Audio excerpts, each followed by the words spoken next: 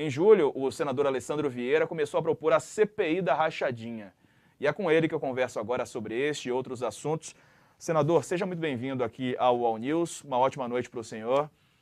Podemos começar sobre esse assunto, né? A tua ideia de começar uma CPI da rachadinha, havia uma coleta de assinaturas. Como é que anda essa possibilidade, não é? E com essas informações que estão chegando, isso pode trazer alguma alteração aí nesse processo, senador? Boa noite para o senhor. Boa noite. Essas notícias, as matérias muito detalhadas e escandalosas acabam, sim, sem dúvida, ajudando a fazer a coleta de assinaturas. Mas é importante que a gente dê sempre um tratamento muito técnico, muito sóbrio aos problemas. O Brasil já tem problema demais. E ninguém tem, por vontade, desejo de que você tenha que lidar com escândalos familiares. Mas, infelizmente, nesse caso, a gente está falando de verbas públicas, a gente está falando da apropriação de recursos através do desvio de salários de funcionários, e a gente está também falando, eventualmente, de interferência em decisões públicas por solicitação de lobistas, mediante contraprestação de vantagens financeiras. Então, por isso é importante a gente avançar nesse processo de apuração. Informações que chegam relacionadas ao presidente Jair Bolsonaro e aos filhos dele, né? Informações muito parecidas no que diz respeito aí na linguagem de investigação, falam muito sobre modus operandi, né? Que é a forma de agir. Isso também tem chamado a atenção do senhor? Sem dúvida. O pedido cuida do período em que Jair Bolsonaro era deputado federal, e existem várias notícias que dão conta de que essa mesma forma de atuação, ou seja, a indicação de funcionários fantasmas ou funcionários que trabalham numa carga reduzida e repassam integralmente ou em grande proporção seus salários para superiores. Esse processo de coleta já foi detalhado em algumas matérias jornalísticas, inclusive com depoimentos e gravações de pessoas que trabalharam no gabinete nesse período, e a mesma forma repassou para os gabinetes dos filhos, né? Jair Bolsonaro é um tipo clássico de político que colocou toda a família pendurada em cargos públicos. Isso tem que ser objeto de apuração, a gente não pode permitir que o Brasil continue desconhecendo a realidade sobre o homem que hoje é presidente da República. Hoje o senhor tem quantas assinaturas para essa CPI? São 12 assinaturas, considerando que a gente interrompeu o processo de coleta lá no recesso e não demos muita ênfase a essa coleta porque estamos numa reta final da CPI da Covid. Deve certamente agora intensificar por conta das matérias e das confissões que estão chegando cada vez mais fortes para a imprensa brasileira. Perfeito, senador. O senhor tocou aí no assunto da CPI da pandemia. Eu quero também falar sobre ele aqui com o senhor, aproveitar a tua participação. Os depoimentos para a semana que vem, aliás, já estão marcados, né, da advogada Karina Cufa e de outras pessoas. O feriado agora, é claro, atrapalha, né, porque os trabalhos vão ter que ser interrompidos, mas vão ser retomados depois, na sequência. Como é que está a agenda da CPI e qual que é a expectativa, né? Principalmente quando a gente fala de conclusão desse relatório. Havia aí uma ideia inicial de que ele fosse encerrado na segunda metade, no começo da segunda metade do mês, só que novas informações estão chegando, né? Isso pode atrapalhar aí os planos de vocês de encerrar a investigação ainda nesse mês de setembro, certo? Sim, eu tenho avisado desde o início, pela experiência como delegado, como investigador, que os fatos é que comandam a investigação. Então, ainda que exista uma vontade de encerrar o mais rápido possível, é muito evidente que o relator vai ter dificuldade de fazer sua conclusão, como ele estava prevendo lá em torno do dia 20, 22 de setembro. Eu imagino que pelo menos mais 1 ou 2 semanas serão necessárias e a agenda da CPI nesses próximos dias aponta para a oitiva desses lobistas. O lobista é aquela pessoa que facilita o contato entre o grupo de interesse, no caso empresários, com o governo federal, para que você possa ter vantagem no acesso a cargos e indicação de contratos. Nesse contexto é que entra a Karina Cufa, como também Marcos Tolentino e o Marconi. Perfeito. Esses depoimentos já estão agendados, certo? Eu tinha aqui, acho que a partir do dia 14, eles começam a depor em sequência. É isso mesmo? Exatamente. Nós temos a partir do dia 14. É claro que a todo instante a gente é obrigado a revisitar essa definição, porque novos fatos vão se acumulando.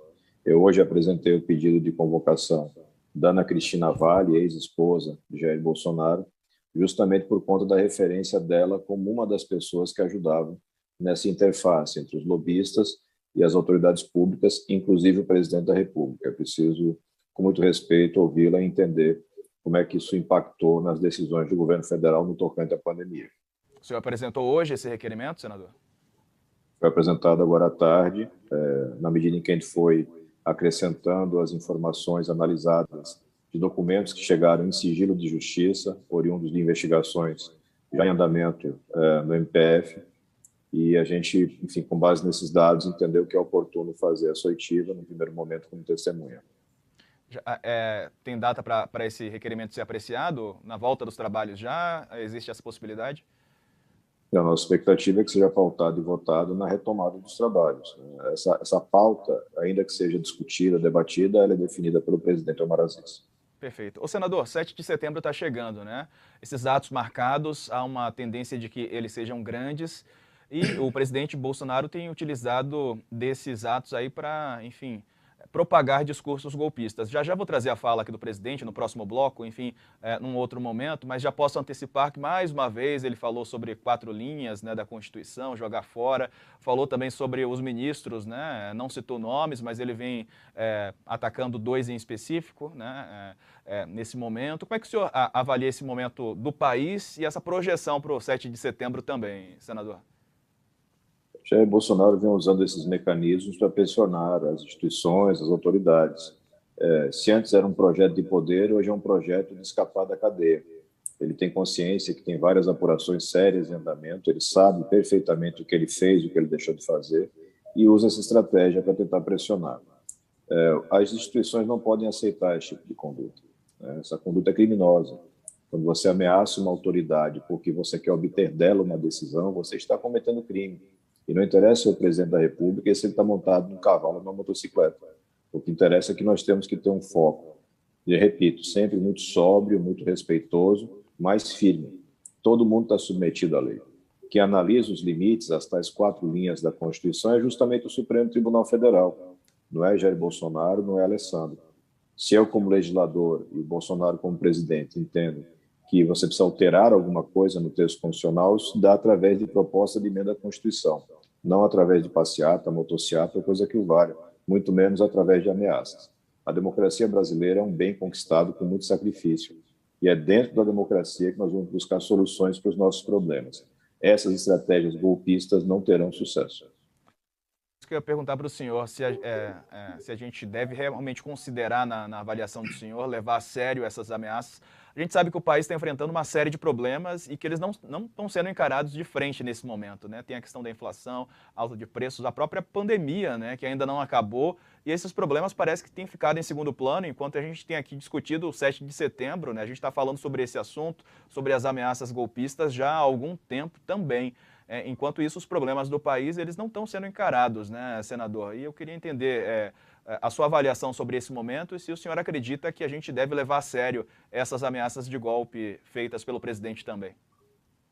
Jair Bolsonaro é um presidente que trabalha pouco ou não trabalha. Ele dedica o seu tempo inteiro a intrigas, a tentativas de ameaça e ataques às instituições e a uma pré-campanha eleitoral absolutamente ilegal, criminosa. Nós temos problemas sérios, como você bem falou, a nossa crise, não só na saúde, mas especialmente social, econômica, é gravíssima. Tende a ter um agravamento muito intenso por conta da crise energética. E você não tem, por parte do governo federal, absolutamente nenhuma política de recuperação. Nós não temos sequer manifestações de respeito pelo sofrimento e dificuldade do cidadão brasileiro. Só ameaças, bravatas na internet, propaganda enganosa e uma tentativa de acobertar tudo isso com ameaças de conflito.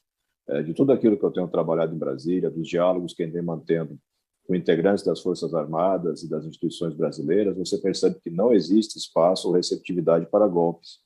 Mas em todos eles você consegue perceber um temor de que Jair Bolsonaro cometa mais um ato deslocado, como vários outros fizeram no passado, tentando escapar das responsabilidades que ele mesmo assumiu. Se ele praticou ou não praticou rachadinha, foi uma decisão dele. Se ele não trabalhou corretamente como presidente da República, também foi por conta de uma escolha dele. Não foi o Congresso, não foi o Supremo. Não tem uma linha daquilo que se imagina nas falsas justificativas de Bolsonaro, de que não pôde trabalhar porque o Supremo não deixou ou porque os governadores não deixaram. Ele é incapaz de mostrar um único projeto, uma única ação que tenha sido impedida pelo Supremo.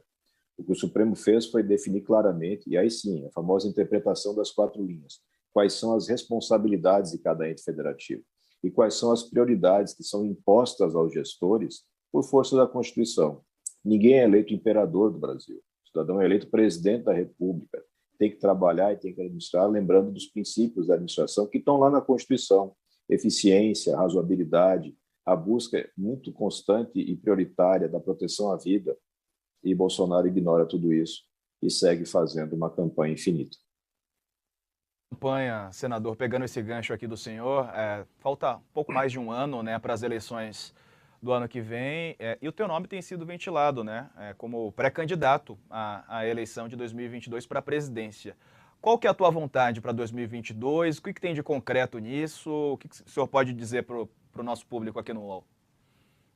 Eu tenho participado já há bastante tempo das discussões em torno da formação de uma terceira via. Eu, como milhões de brasileiros, não me sinto representado por uma volta do Lula e nem pela permanência do Bolsonaro. São dois projetos que nós conhecemos. Nós sabemos dos defeitos e das possíveis qualidades. Os defeitos, na minha opinião, são muito maiores. O Brasil precisa de uma esperança e de um projeto de futuro. E isso passa por construir alternativas e, na minha opinião também, alternativas que respeitem alguns princípios e algumas bandeiras. Nas conversas todas que eu mantive, eu senti falta no debate com pré-candidatos, com líderes partidários, de uma retomada da discussão sobre o combate à corrupção. O combate à corrupção continua sendo essencial no Brasil. A gente não pode tapar o sol com a peneira e fingir que tudo acabou por conta de alguma eventual decisão do Supremo Tribunal Federal. Não, a corrupção continua presente no mundo brasileiro, nas instituições, nos organismos e prejudica demais. Faz com que a gente não consiga ter definição de prioridades com base em qualidade, em políticas públicas bem desenhadas. Da mesma forma, uma política agressiva para você reduzir esse estado de miséria que nós temos hoje, de milhões e milhões de brasileiros disputando desesperadamente um prato de comida. Então, a minha colaboração nesse processo é para trazer esse debate, fortalecer e intensificar essa questão e ouvir mais a sociedade, mais de perto, saindo da armadilha de ficar só no processo decisório de cúpulas partidárias. A gente tem que ouvir mais o cidadão brasileiro. A chapa ideal, respondendo uma pergunta que ainda nesta semana eu respondi várias vezes, ela pode inclusive não ter meu nome. Eu não tenho nenhum projeto personalista com relação a isso. Mas eu quero sim que essa chapa defenda bandeiras que são importantes para os brasileiros, que eu sinto claramente que se alinham com o meu pensamento. Então, essa é uma construção ainda em andamento, e sempre muito focada na missão principal, não permitir que Lula e Bolsonaro deem continuidade a um processo de destruição do Brasil. O senhor pode ser vice, então, em alguma chapa? Existe essa possibilidade também? Eu posso, inclusive, não participar de chapa. Eu não acredito em projetos personalistas. Eu não acredito em ninguém que se aponta como sendo a única solução para os problemas ou como salvador da pátria. A gente já repetiu esse erro várias vezes na nossa história. É preciso que você coloque na mesa e mostre ideias, projetos, planos para o futuro do Brasil. Ok, todos nós concordamos que eu tenho que reduzir a miséria. Como é que eu faço isso? Eu vou inventar imposto? Eu vou fazer como o governo Bolsonaro, eu vou mandar um projeto que não diz qual é o valor do benefício, não diz de onde vem o dinheiro, não estabelece quantos são os beneficiários? Isso no máximo, uma carta de intenções. É uma peça para propaganda em WhatsApp. Na vida real, que é aquela que eu acho que a gente precisa mudar, você tem que sentar e, com muita responsabilidade fiscal, mostrar o que é possível fazer. E eu antecipo, é possível fazer muita coisa. O Brasil tem muita potencialidade, mas a alocação de recursos, essa definição de onde é que você bota dinheiro e onde é que você não bota, é muito mal feita.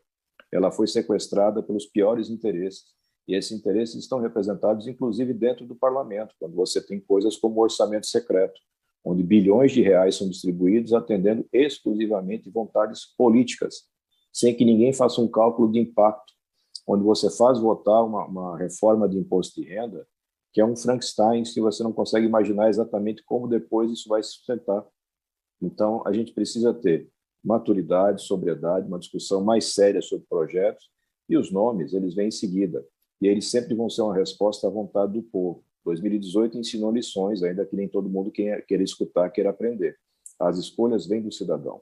Aqueles que não querem dar ouvido à sociedade, que seguem legislando, governando, definindo destinos políticos de costas para o povo, vão continuar perdendo as eleições. Tá ok. Senador Alessandro Vieira, quero agradecer a tua participação aqui com a gente no UOL News. Muito obrigado. Até uma próxima oportunidade. Bom fim de semana para o senhor. Para vocês também, saúde para todos.